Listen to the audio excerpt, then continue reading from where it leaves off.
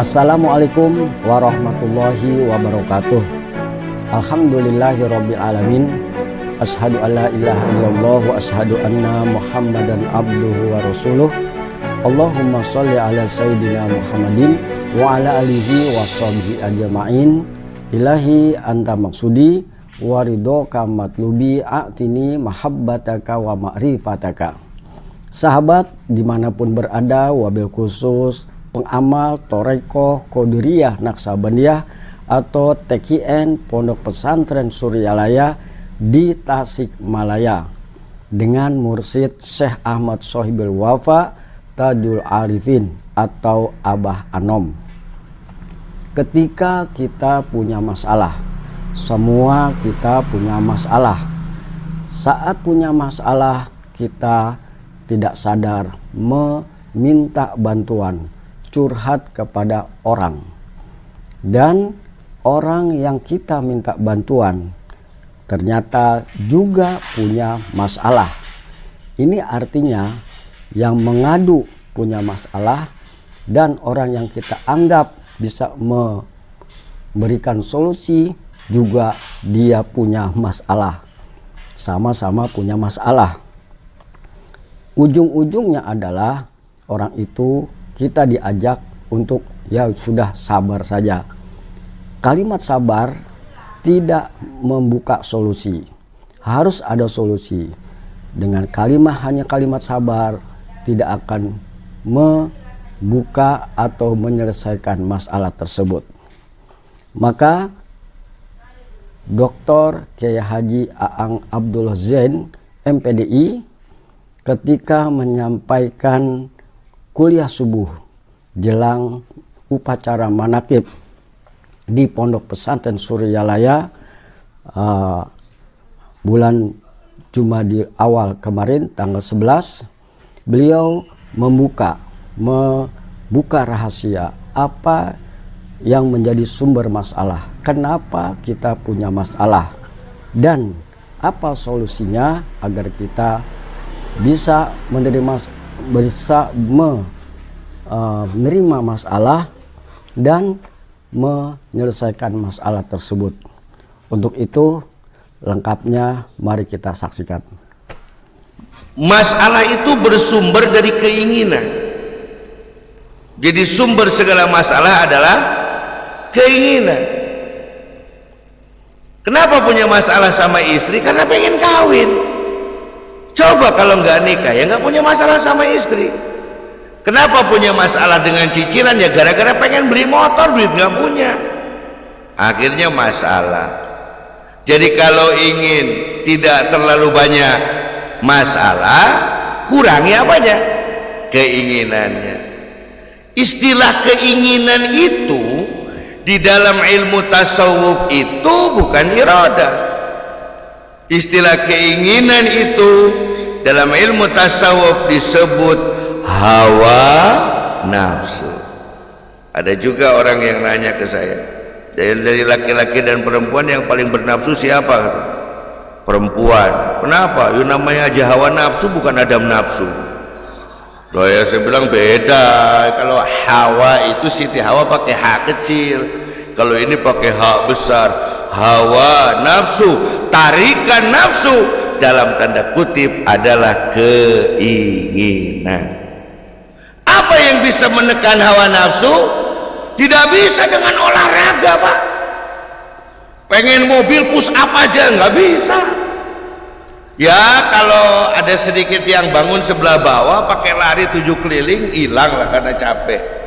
Tapi kalau pengen itu pengen ini kan orang kayak film apa Nobita itu, Doraemon, aku ingin begini, aku ingin begitu, ingin ini, ingin itu. Ujung-ujungnya masalah gini, masalah gitu. Ujung-ujungnya itu gak kena, ini gak kena. Ujung-ujungnya sendiri. Cek kurang Sunda mah cilaka ku tingkah pola sarang. Apa yang bisa menekan hawa nafsu? Hanya satu. Hanya berapa? Ini terutama orang Tasikmalaya ini kalau ngomongnya harus kenceng. Hanya berapa? Hanya satu. Obatnya adalah dengan berzikir. Maka saat kita berzikir, ini harus diingatkan israfnya, isi panjang itu ya. Maka saat kita berzikir, sebenarnya kita sedang curhat dengan Allah. Saat kita berzikir, kita sedang berkomunikasi dengan Allah. Jadi ngobrol dengan Allah itu juga gini, Allah curhat dong, bukan begitu. Jadi kieu Gusti Allah abdi teh kadu maseureun. Eta jelema teh keur naon jadi aing teh keur curhat ka Allah. Bukan begitu caranya. Ambil air wudu, salat 2 rakaat, lalu tawasul dulu, lalu laksanakan zikir seperti apa yang diajarkan oleh guru kita semuanya. Maka saat kita berzikir, kita sedang berhubungan dengan Allah. Mohon maaf kalau bahasanya lancang. Almarhum orang tua kami mengajarkan kepada si Aang yang bodoh ini bahwa saat berzikir kita sedang berhubungan dengan Allah. Ada berapa hubungan kita dengan Allah? Beliau katakan ada 7. Ada berapa? Coba ya nunutan orang ajak nganadong. Kuateun moal coba ya. Hubungan uring heula karak didinya. Eta sok miheulaan jadi merusak hak cipta itu. Tinggali undang-undang hak cipta. Hubungan urang jeung Allah yo. Aduh, eta cengklikna kurang, cengklokna lamun dina dangdut mah moal meunang di dinya. Nada dasarnya dina aya hiji kurung tah. Pinuku japati, japati keluar disada ngok-ngokan aya hiji kobong pinuku mang santri keluar nguliat sabari heuai. Nah itu nada dasarnya. Hubungan urang jeung Allah ya. Mana suaramu baby? Hubungan urang jeung Allah. Syukur taubat ta'zim haya. Mahabbah khauf jeung roja. Latih diri saenyana. Hubungan urang jeung Allah. Syukur taubat ta'zim haya. Mahabbah khauf jeung roja. Latih diri saenyana. Mari kita sama-sama. Hubungan orang jeung Allah. Syukur taubat ta'zim haya. Mahabbah khauf jeung roja. Latih diri saenyana. Hubungan urang jeung Allah. Syukur taubat ta'zim haya. Mahabbah khauf jeung roja. Latih diri. Jadi saat kita berzikir, saat itulah kita sedang berkomunikasi, berhubungan dengan Allah. Ingat, ada koneksi, ada komunikasi. Itu ada komunikasi, akan ada koneksi. Nah, kita jadi karena bubuhan gitu. Saat kita berzikir jangan ngeracau ngelamun kemana-mana. Bertanya iraha urang beunghar gawe henteu moal beunghar. Kapan saya kaya? Kok saya begini-begini aja? Terus mau kamu gimana? pengen ada sayapnya biar bisa ngambil bunga. Begini aja, nggak perlu berubah, apalagi jadi satria baja hitam ya. Saat berzikir begini aja, yang penting ada komunikasi, jangan kemana-mana otaknya, fokus hatinya, fokuskan pada 7 perkara. Yang pertama syukur, yang kedua taubat, yang ketiga ta'zim, mengagungkan Allah, yang keempat haya, malu. Kalau kau marah, tunjukkan kemarahan. Kalau kau sedih, tunjukkan kesedihan. Tapi kalau kau malu, jangan tunjukkan kemaluan. Haya, mal, syukur, taubat, ta'zim, haya.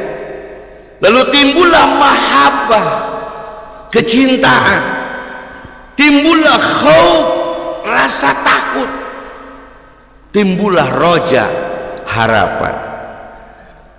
Kalau 7 tidak bisa kita lakukan, minimal 1, minimal 1. Apalagi untuk warga Kabupaten Tasikmalaya, kalau tidak bisa semua, minimal 1. Syukur. Di orang mah nu disebut syukur teh nyebut alhamdulillah bari syukur, padahal perkara dosa. Alhamdulillah tadi jandanya saya cium, kok alhamdulillah, kok syukuran? Di kita yang disebut syukur itu cek kurang Sunda mah apal ngaran tambuh rupa. Syukur itu mengatakan syukur tetapi tidak melaksanakan syukur. Padahal syukur itu perilaku, bukan ucapan. Syukur itu sikap, bukan kata-kata. Jadi dengan mengucapkan syukur, belum tentu orang itu bersyukur. Walaupun namanya haji syukur, belum tentu bersyukur. Siapa anak-anak soleh? Ya bapaknya soleh, pasti anaknya disebut anak soleh. Baik, syukur. Apa yang disebut syukur? Abul Hamid Al-Ghazali radhiyallahu anhu mengatakan, isti'malu ni'amillahi fi ridhahu, memakai seluruh nikmat yang Allah berikan pada jalan yang diridhoi oleh Allah. Pertanyaannya, nikmat dari Allah banyak atau sedikit? Kaitung mual. Wa in ta'uddu ni'matallahi la tuhsuha. Kalau engkau ingin menghitung nikmat dari Allah, moal ka hitung, hei, moal dihitung, ya itu gitu mah. Fa amma bi ni'mati rabbika, maka nikmat dari Allah harus dihitung, hei, harus cek tadi moal ka ayeuna kudu jadi liur itu hadis ku ayat Quran teh. Maka datanglah hadis dari Barzah Fadlah radhiyallahu anhu. Beliau baginda Rasul mengatakan, la tazulu qadama 'abdin, tidak akan dilangkahkan 2 telapak kaki seorang hamba hatta yus'ala, sebelum dia ditanya an umrihi fi ma'afna, umurmu kau pakai apa? Moal nanyakeun tahun sabaraha moal, tapi setiap kedip yang kita lakukan, setiap detak jantung yang kita lakukan, Allah akan hitung satu persatu. Maka isilah kolbu kita setiap detak jantungnya dengan mengucapkan lafaz jalalah, lafaz keagungan, namanya Allah tanamkan di sini supaya kita setiap waktu terus dihitung berzikir oleh Allah Subhanahu wa ta'ala. Nggak perlu Pak, mau masuk neraka tuh nggak perlu maling, nggak perlu bunuh, nggak perlu mabok. Cukup kau lupa kepada Allah, itu sudah cukup sebagai tiket kita untuk masuk ke nerakanya Allah. Na'udzubillahi min an umrihi wa an ilmihi fi ma fa'al. Ilmumu kau pakai apa? Kita tahu sok orang Indonesia itu minas sajadah ila haram jadah, tahu. Pertanyaannya tahu tapi nggak mau. Tahu waktu sholat itu harus sholat, tetep ya buka masjid, betul? tahu kalau itu harus pengajian, keke mau ngaji, betul. Tahu kalau ada wadah duit itu harus diisi, anggar diliwatkan, kan betul. Pendapannya punya duitnya. Nah, maka ilmumu kau pakai apa? Pakai ilmu apa? Pakai.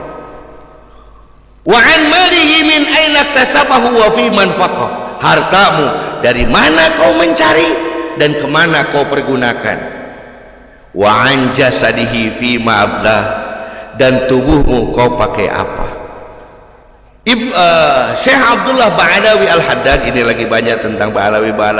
Kita mau orang Thariqah nggak perlu ikut-ikutan konflik ya. Waktu dulu terjadi perang Siffin dan perang Jamal, terjadi perseteruan antara ahlu sunnah dengan orang Syiah. Lalu datanglah tombaknya, katanya, saya juga baca dari Sirah Nabawi, datanglah tombak itu ke makam Rasul, saking perang sudah mepet. Pas sudah datang ke situ, baru orang-orang ahlu sufa ini kaget, ayah naon itu, ayah tuh maka dia. Lalu keluarlah, ditanyalah oleh Muawiyah, min ayyi tariqin anta, ayo mana, belah mana, belah ahlu sunnah atau belah Syiah? Mereka mengatakan, nahnu min tariqati Rasulillah sallallahu alaihi wasallam. Sejak saat itulah masyhurlah kalimah ahli tariqah. Jadi kalau dari sana asalnya, maka ahli tariqah itu nggak perlu liur, nggak perlu ikut gonjang ganjing, apalagi sekarang tahun politik, diaduk-aduk, betul nggak? Tempat manakib laku sekarang, banyak calon-calon yang datang, betul? Aduh, nggak usah bingung, tinggal ikuti apa kata guru, di anna tasarrufal imami manutun 'alal maslahah. Sesuatu yang sudah dipikirkan, dipola oleh guru kita, itu pasti akan membawa kemaslahatan. Maka nggak perlu mikir ke sana, nggak perlu mikir ke sini, pilih satu saja yang menjadi pilihan kita, supaya kita sesuai dengan apa yang guru kita inginkan ya.